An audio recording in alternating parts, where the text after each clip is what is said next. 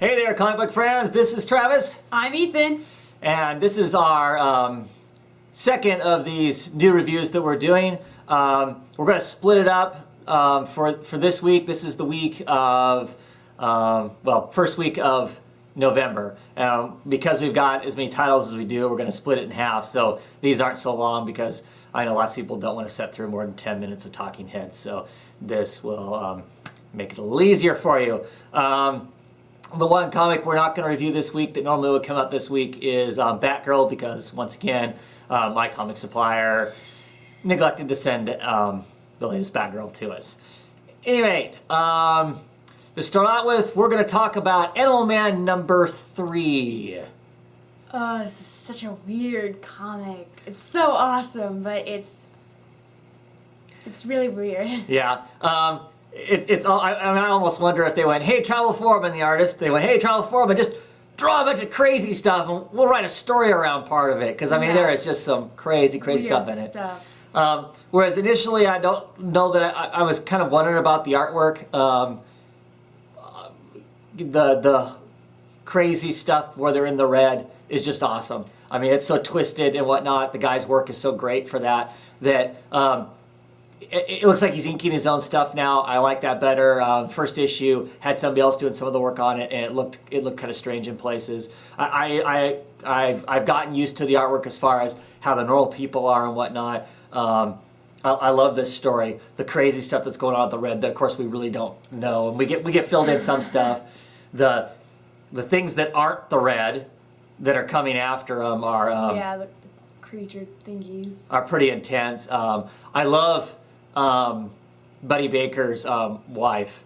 She's awesome. She is just great. So they're running away from this big monster thingy, and they slam into the car. Put on your seatbelt, and then it smashes into the window. Holy crap! Watch your language, young man. Yeah, all really fun stuff. I even like the moments where they're just sitting around waiting to decide, waiting to see what's going to happen, waiting for Animal Man and Maggie. What's her name? Anyway, the little girl, Animal Man's youngest daughter, who's 4. 4.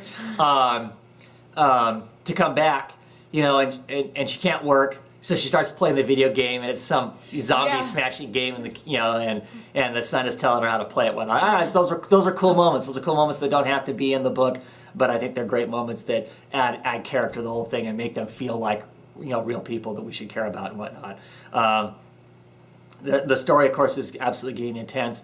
We find out that Animal Man is basically just a soldier, that he's not the real important avatar in it, that really it's his daughter who's the ever important person in the whole thing and whatnot. She's going to be fighting wars. Yeah, so it'll be interesting. I'm looking forward to seeing where it's going. I'm absolutely loving the book. We can see that there's going to potentially down the road, we've been told on Twitter, I've heard the two writers, Jeff Lemire and Scott Snyder of Swamp Thing, talk about the fact that they've already got plans for sometime next year having some sort of a team up between the two, which will be really, really sweet because they both deal with the different things of the red and the green. The red and the green. And the stuff in between, yeah. So all cool stuff. I'm really enjoying the heck out of the comic book. Yeah, I like the art, I like the story. It's pretty awesome. I can't think of anything that doesn't work in it. Neither can I. Like I said, at one point, I could have pointed, man, I don't know that I'm really, the crazy art, it looks really awesome. The other art, I was kind of on, but I don't know, I've gotten used to it, or it works now. It works now, and the comic is just intense. It's got so much crazy stuff going on in it that it's just a great read. This book for me, I give it 4 out of 5. I give it 5. It's pretty awesome. Yeah, it's good stuff. I'm really enjoying the heck out of it. Okay, what's next? Next we have Batman Detective Comics. Number 3. This is with the doll maker still. I'm actually enjoying this. I know some people are down on Tony Daniels. They don't think that he can write and draw at the same time. He's concentrating on one or the other. And then, of course, there's people who don't think that he can write regardless. I'm actually enjoying the story. Is it super intense? No, but I still think it's an enjoyable Batman tale.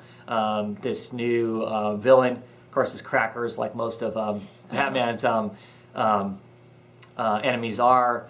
What his ultimate goal is, I'm not 100% sure. Obviously, it looks like he's making some money towards the end of it.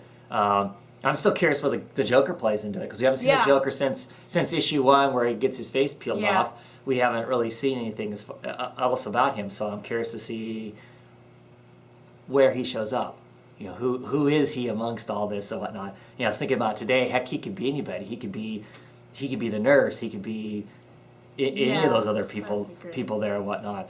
I think the villains are actually, the creations are pretty terrible. They're all amped up on pharmaceuticals and whatnot, and so who knows if they can feel anything. It makes them awful hard to deal with and whatnot. Yeah. My only one complaint with it is it just feels like Batman gets his butt handed to him an awful lot. Yeah. He gets stabbed. He's half paralyzed. Oh no, I got to get out of here. Through a window. He gets smashed through a wall. Yeah, it's reminiscent of when they were writing Dick as Batman. For me, Dick as Batman seemed to get caught in a lot of stuff. Not that he didn't obviously get out of it, but he seemed to get caught in an awful lot of stuff. And I don't remember the original Bruce Wayne getting caught flat-footed so much. Yeah. But I guess he's got to have some flaws, otherwise he wouldn't be that interesting, maybe. I don't know. But at the same time, he's Batman. Exactly. So I don't know. I go back and forth with that. I like seeing Batman just absolutely kick the crap out of everything. But at the same time, if he absolutely did that and there was never a real threat, then we wouldn't really worry about anything, would we? No. What'd you think of the book? I liked it. I love the meat people. They kind of remind me of the murderers from like Texas Chainsaw Massacre and the meat all over their face and stuff. Oh, right, the masks, yeah. I love the way the Dollmaker himself looks. Like his face peeled together and then put back. Yeah. Yeah. And the backstory as to why he is the way he is? Yeah, because Gordon shot his dad. Right. Yeah. So then he's got it for them. And his dad was a crazy cannibal. Yeah. The other thing that kind of confused me is the girl, Olivia. How long has she been? How long has she been captured? I mean, if I remember correctly, since the first issue, she's been captured, but she's obviously already warped. Yeah. I mean, she's obviously already working for Dollmaker. So yeah, I don't know. Well, of course, is that even the real Olivia? I don't know. With Dollmaker, obviously, of course, she doesn't have any stitches on her, but yeah, she could be whoever. But I'm still enjoying the comic. I like Batman. This is a fine Batman comic. It didn't have anything in it that made me want to scream or think that it was really stupid or whatnot. So I'm getting a kick out of it. Yeah, I give it a solid 3. Yep, I give it a 3 also. Nice standard superhero comic. Okay, next we're going to talk about Green Arrow number 3. What'd you think? I missed Trick Arrow so much. I liked it. I like the art. I like the way Green Arrow looks, besides not having a goatee. He doesn't have the beard. He's not Green Arrow without the beard. Yeah. It'd be nice if he has that, but I like him. I like his armored look. And I like the villains, like Rush. He was cool. But Yeah. on the other hand, this comic just felt kind of like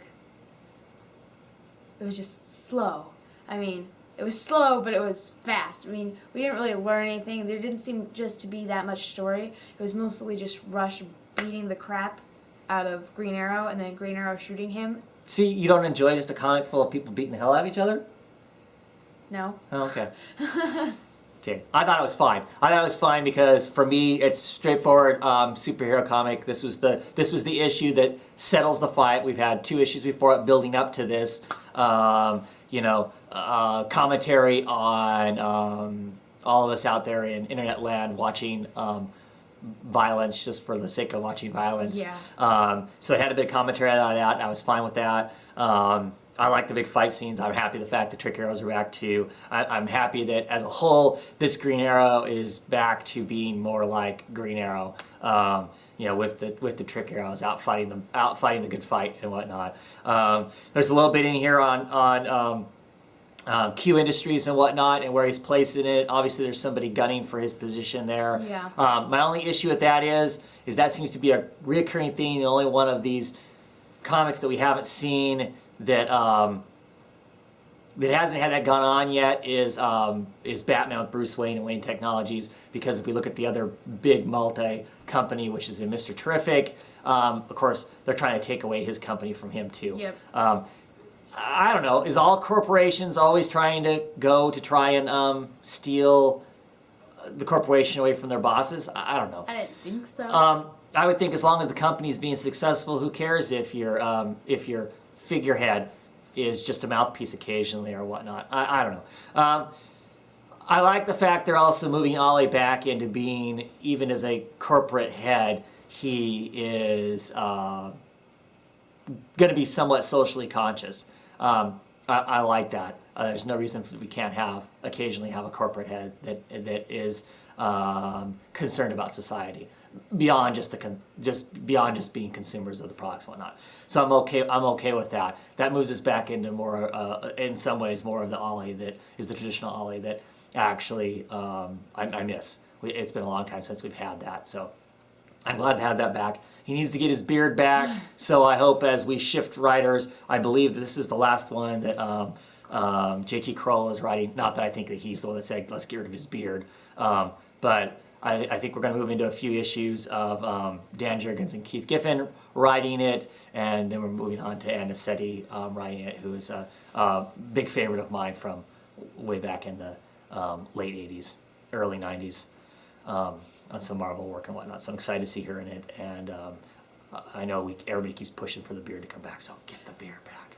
Anyway, I give this a straight 3. I think it's a straight up fun superhero comic book. And I enjoyed it. I didn't like it that much. I'll give it a 2. Yeah, whatever. It's Green Arrow. It's got to at least be a 3. Anyway, that's the first half. And then we're going to cut that second half right away. So you can come back real quick and watch the next video if you want to, or watch it later on, or whatever. Anyway, have a good one.